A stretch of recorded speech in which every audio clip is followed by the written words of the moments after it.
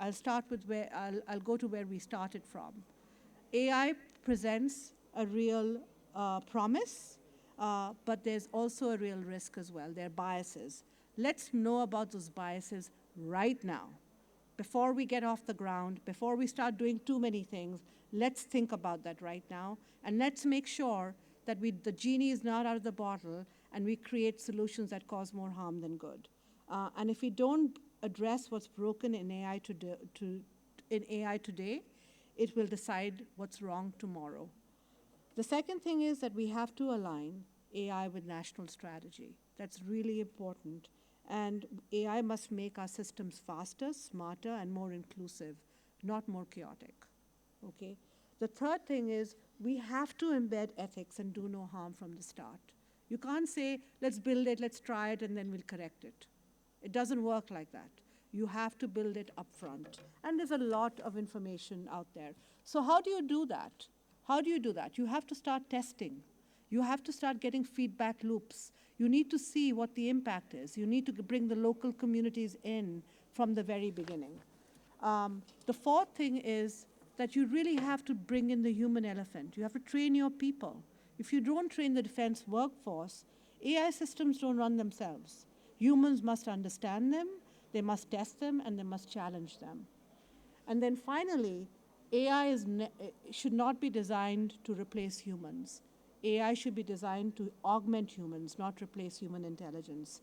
AI must be secure, inclusive, and accountable, because systems we build today and will decide who's going to be seen, who's going to be safe, and who's going to be left behind tomorrow. Thank you.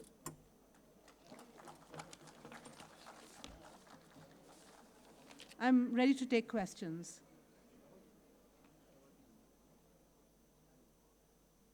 Yes.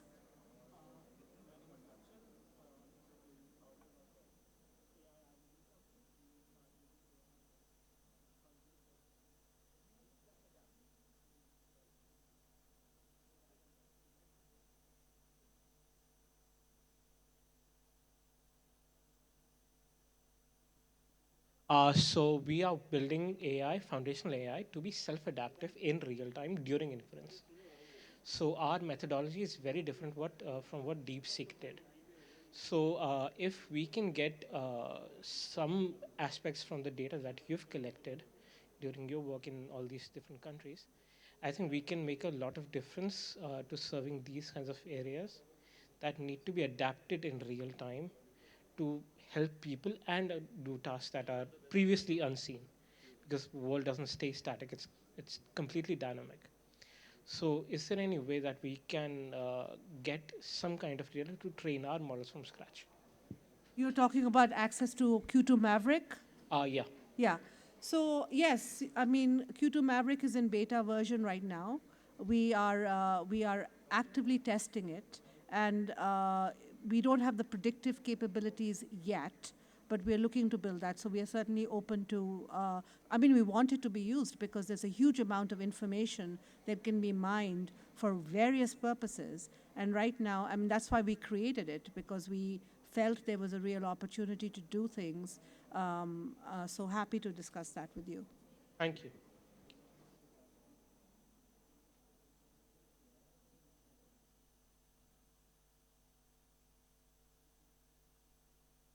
Hello? Yeah, hello. Yeah, my name is Rajiv. And my question is that what type of data are you going to share out of your 27 years experience? Means, is it related to the defense of different countries?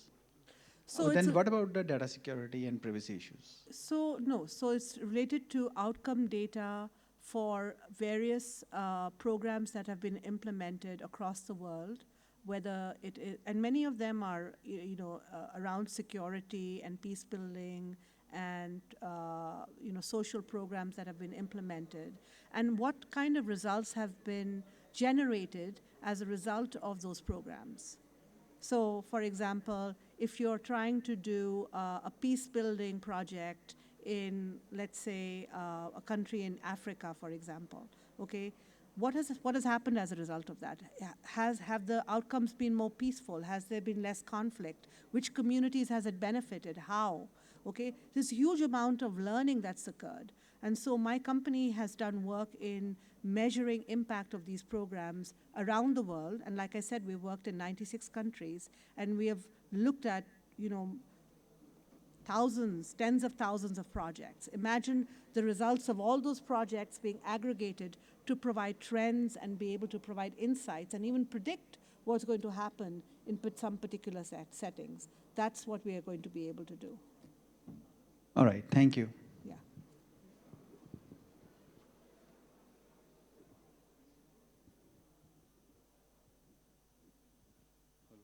Hello.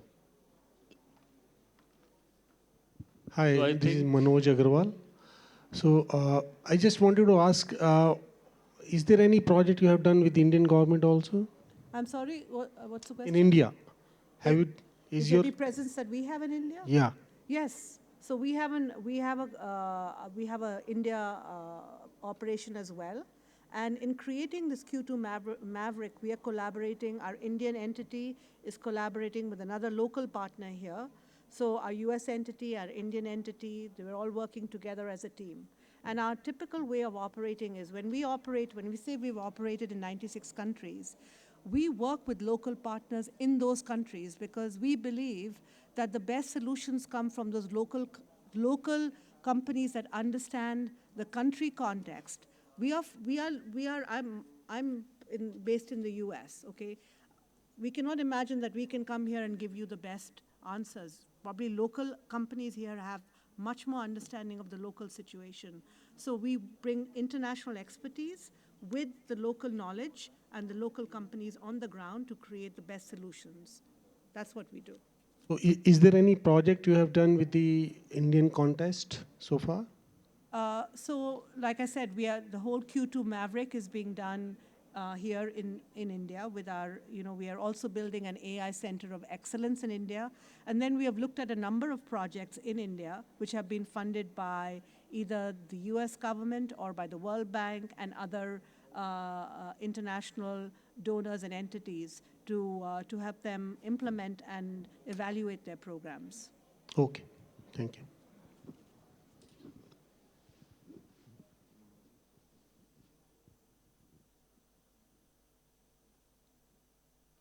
Any other questions? All right, really a pleasure to meet all of you, and thank you very much for being such a great audience, and thank you, GAISA, for having me here today.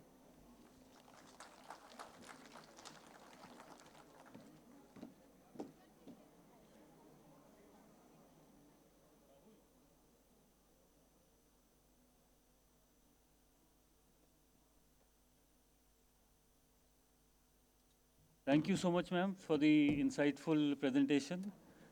And with this, we culminate this session. And we will now have a panel discussion on fintech. Thank you so much, ladies and gentlemen.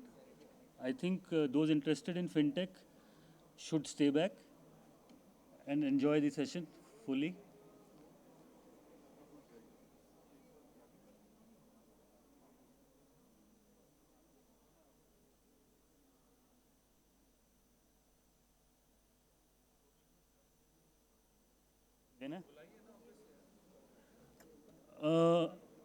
Ms. Neelima, if you could come over on the stage, I would request Mr. Raj Sharma to please facilitate you with a memento.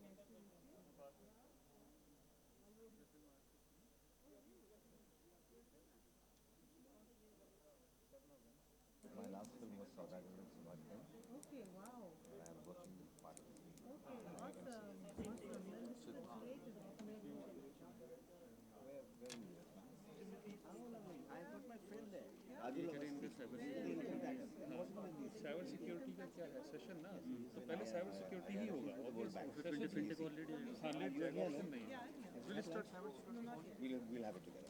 I'll just announce.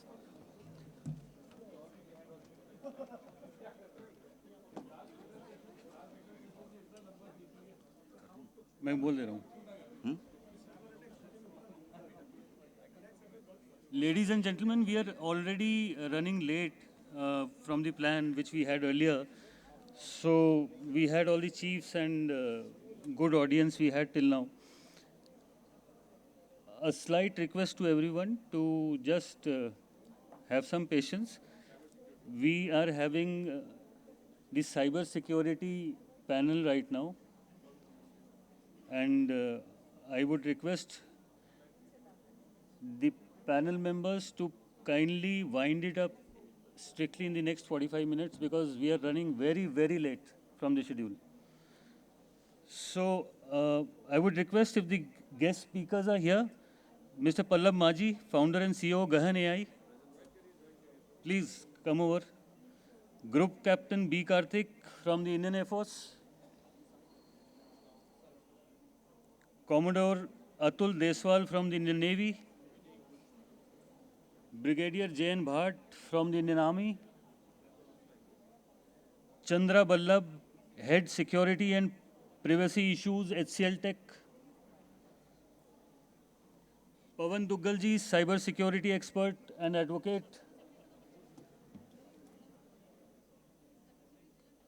Oksana Agafonova serves as an attaché for IT issues and electronics, Russian Trade Commission. Please, ma'am, you can come on stage.